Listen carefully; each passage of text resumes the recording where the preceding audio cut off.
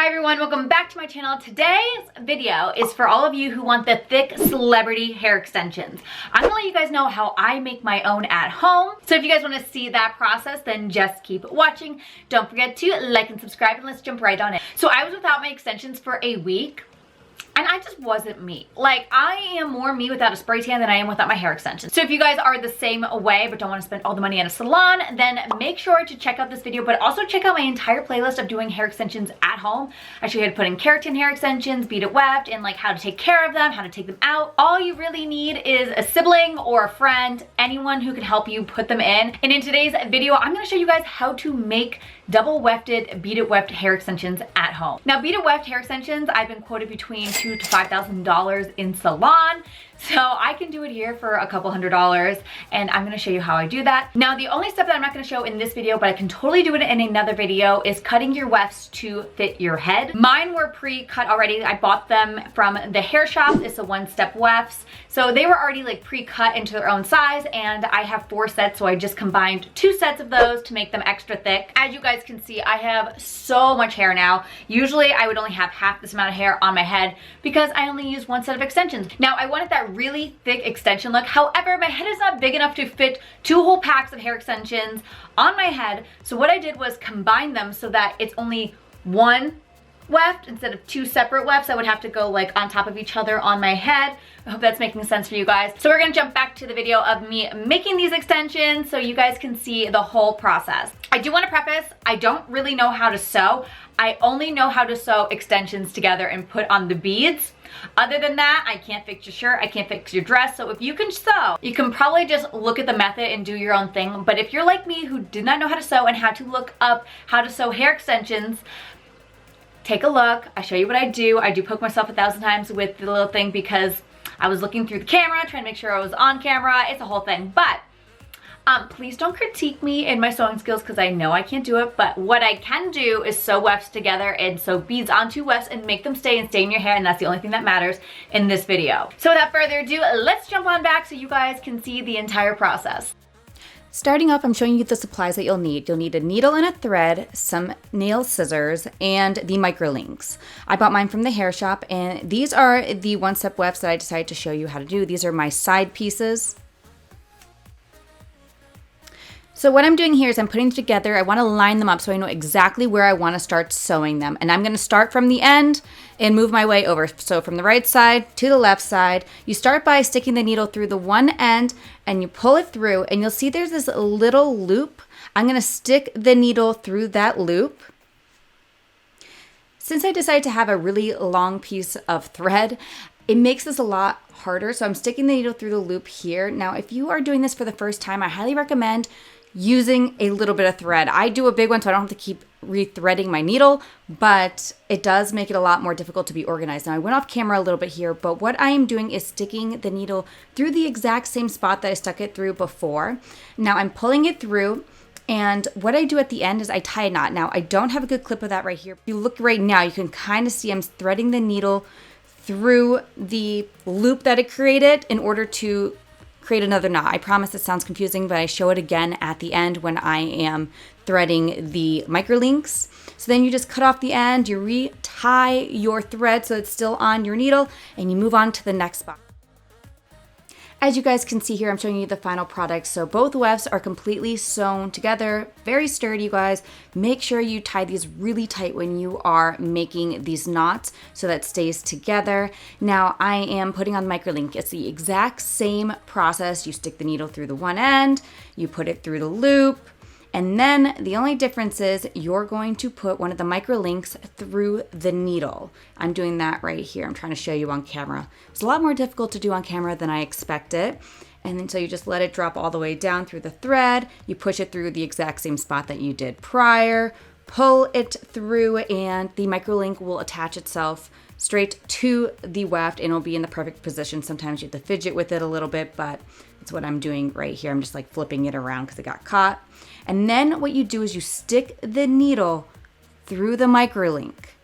You bring it through, and then you put the needle back through the exact same spot that you put it through twice before.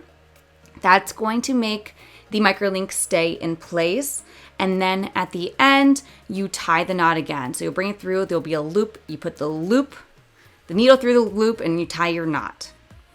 Now I'm doing it again over on this side, and you can see I just cut off the excess. I'm sorry, you guys, I know this is not the best video for this, but I tried my best. It was very hard to stay on camera and not poke myself with the needle.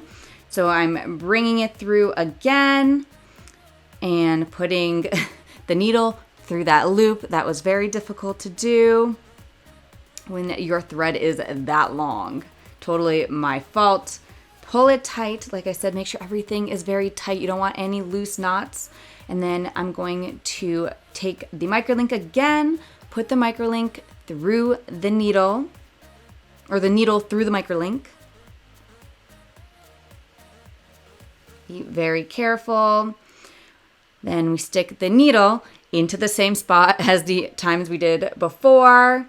This just keeps everything clean. Like if you keep putting the needle all over the place, it's not going to be as clean, but it will still work. Pull the needle through.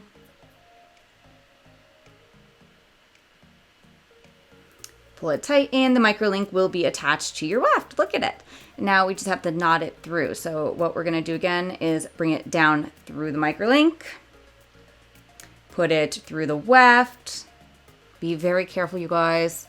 Very, very careful. I poked myself 1,000 times doing it this way. And then you're going to see there's a little loop left behind because you're not going to pull it really tight this time.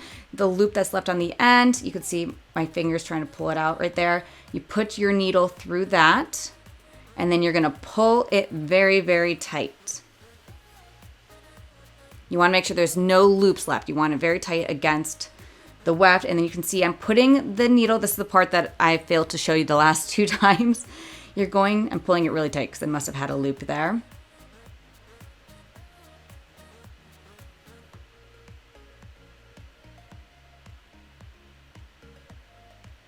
So now I'm sticking the needle underneath all the threads that I made. You guys can see right there, pushing it through. Kind of like tying a lace. There's going to be the loop behind, which is what I'm going to catch with my finger. You guys can see right there. And I put the needle through that. And that is how you create the knot. Be very careful at the step. You want to be precise or else you're going to create a knot. A knot where you want it, a bad knot. So just be precise, pull it tight. And then all you have to do after that is you just cut off the excess again.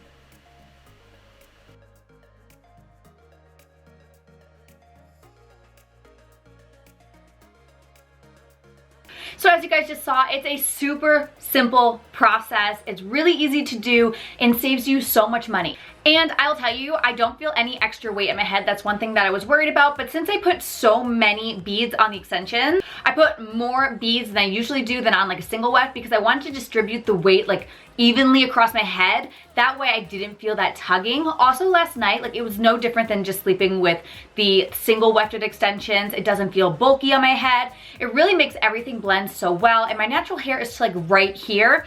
So for it to just like be this long and thick and look very natural, this is the way to do it. Now, if you guys have any other questions regarding hair extensions, please leave them in the comment section down below, or if you have any other video ideas that you want me to do regarding hair extensions, definitely let me know. I love doing them. I totally understand what it's like to want beautiful, long, thick hair that we just weren't naturally born with. God forgot, but it's okay. I forgive him.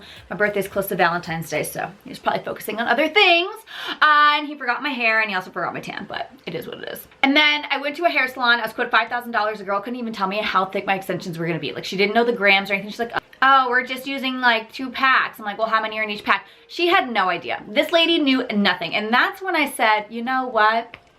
I feel like my sister can do this because she's clearly not a specialist, and my sister's not a specialist, but my sister's free. She even like was like, you have a deal. I'm gonna give you a deal for $5,000. I'm like, what the heck?